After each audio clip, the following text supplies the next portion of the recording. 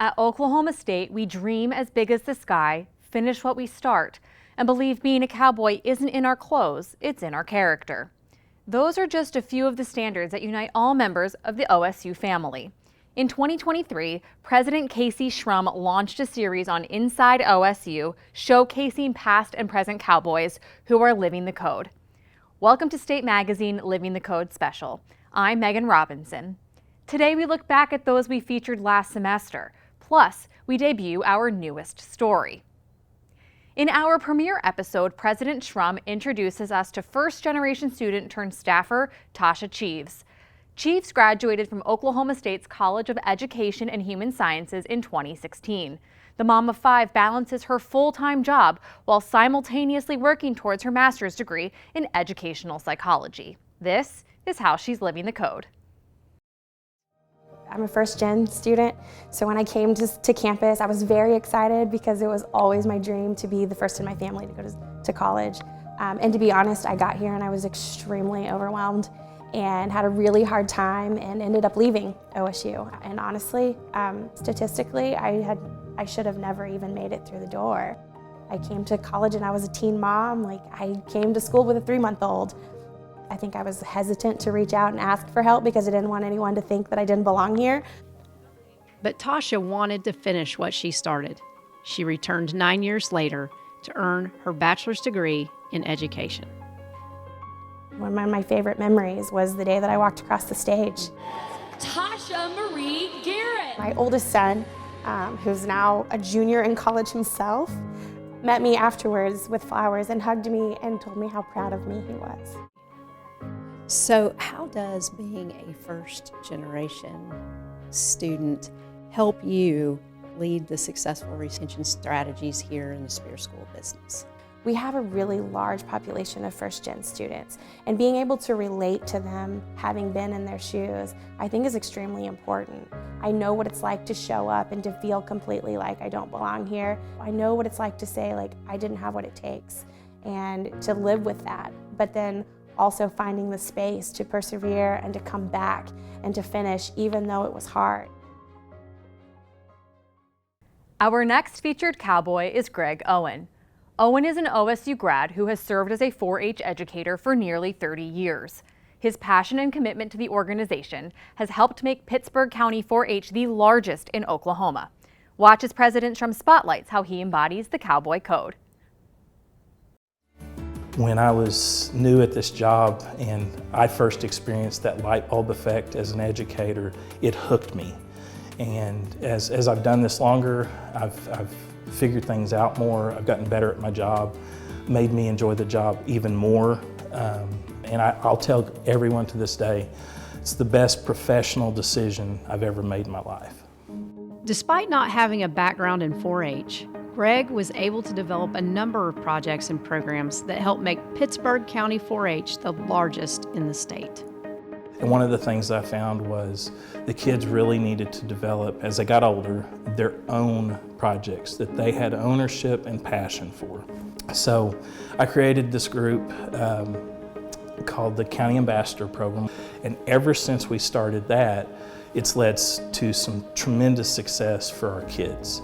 In 2018, Greg was honored with the Oklahoma Cooperative Extension Services Distinguished Educator Award.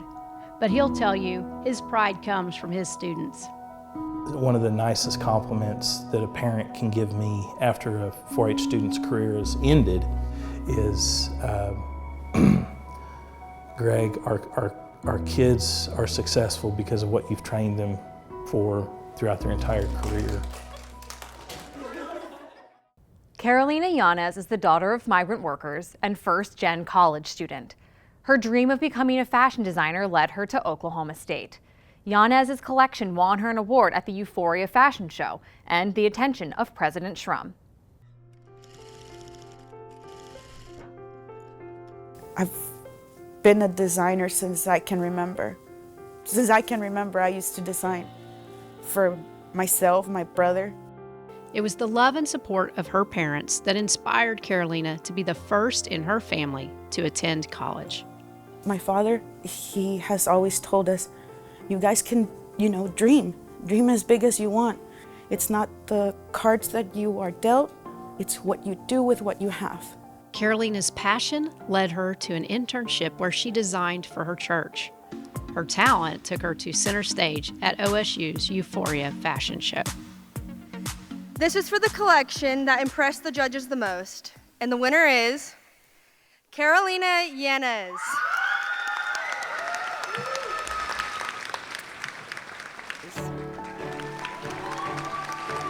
A happy ending to the story would be Carolina earning her degree. But Carolina's determination, her ability to push forward through obstacles and reach for the sky will result in her earning 2 bachelor's degrees from Oklahoma State. And she plans to use those degrees to give back to the community. I want to be able to help employ people that I want them to be able to grow. It's for myself, it's for my father, it's for my family. Anyone can start any business, but it's for myself. I want to be able to finish this because this is my dream. Raiden Magnus is the first undergraduate student President Shrum featured on Living the Code. Magnus's Walk the Block event to educate students on OSU's mental health resources helped raise nearly $200,000 for Cowboys United for mental health. The Shattuck, Oklahoma native is pursuing a degree in the medical field. She plans to one day return to her hometown and work in family medicine. I've been accepted to the 3+1 program through the College of Osteopathic Medicine at OSU. Instead of spending my 4th year here at OSU in undergrad, I go to the College of Medicine a year early, and then I can come back after a year and graduate with my bachelor's degree. OSU medicine programs like Operation Orange and Dr. Pete's Immersion Camp inspired Raiden to earn her medical degree. She wants to help address the physician shortage that's being felt in rural areas across the state, including her hometown of Shattuck. They don't have a lot of physicians that want to come back and practice, so I think I want to go back, practice, and kind of get the hospital and turn like the town up and coming again. Raiden doesn't just want to give back to her hometown. She also wants to give back to the OSU community through her work with the Student Foundation team. I'm a co-vice president of student giving campaigns. In October, we launched the inaugural Cowboys United campaign, which is a campaign where we really unite all cowboys, cowboy fans, cowboy members together and raise funds towards one specific cause or fund. So this year we did mental health. That campaign raised more than $190,000 and shined a spotlight on the importance of mental health resources available to students. Our newest cowgirl to be featured on Living the Code is Betty Bowman. A 1956 graduate of then Oklahoma A&M, she was a member of the Kappa Delta sorority, who would eventually become the first woman to be student body president. Something President Shrum can relate to. Here is the premiere of Living the Code with Betty Bowman. Ooh, wow. Yeah, This is fancy. it is a fancy golf cart. It's been more than 60 years since Betty Bowman walked this campus as a student. See, I used to walk right in through here across into classes. Betty's dream was to become a teacher. She accomplished that goal and made an even broader impact at OSU and beyond. Not only did she serve in a number of leadership positions in the Kappa Delta sorority, she also made history with her work in student government.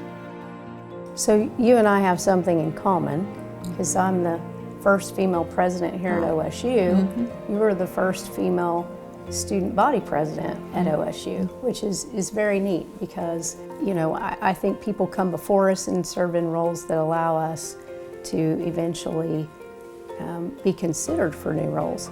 I was appreciative, honored. Now that I've grown up, I know that women weren't accepted in those roles. It was always a man's job.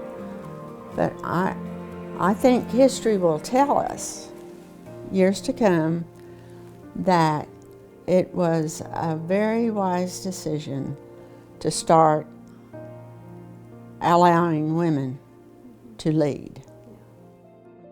After graduation, Betty taught at Central High School in Tulsa, where she met her future husband, former OU football player Chuck Bowman. Well, Chuck, in fact, bought me an OSU sweatshirt somewhere along the way. I have two OU, a hoodie and a sweatshirt from OU that I kind of hide, you know, in my closet. Don't wear them very much. Put them in the back. In 1973, Betty and Chuck combined their love of sports and faith to help expand the Fellowship of Christian Athletes organization across Oklahoma. Today, 90% of the schools have an active FCA chapter. How do you feel about that? Very proud, really. We're not supposed to be proud, but I am. It was a wonderful experience, and we met great people, and it was a lot of fun. During their time with FCA, Betty and Chuck mentored several OSU athletes, including Brad and Linda Livingstone, Calvin Miller, Bill Self, and Barry Sanders. We were just a family. That really kind of boils it down.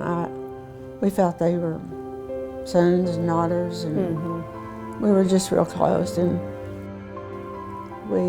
we kept tabs of them and made sure they were doing their work, and that was kind of my responsibility. And I've always said it was not a job, it was a joy. Yeah. And that's really, I really meant that.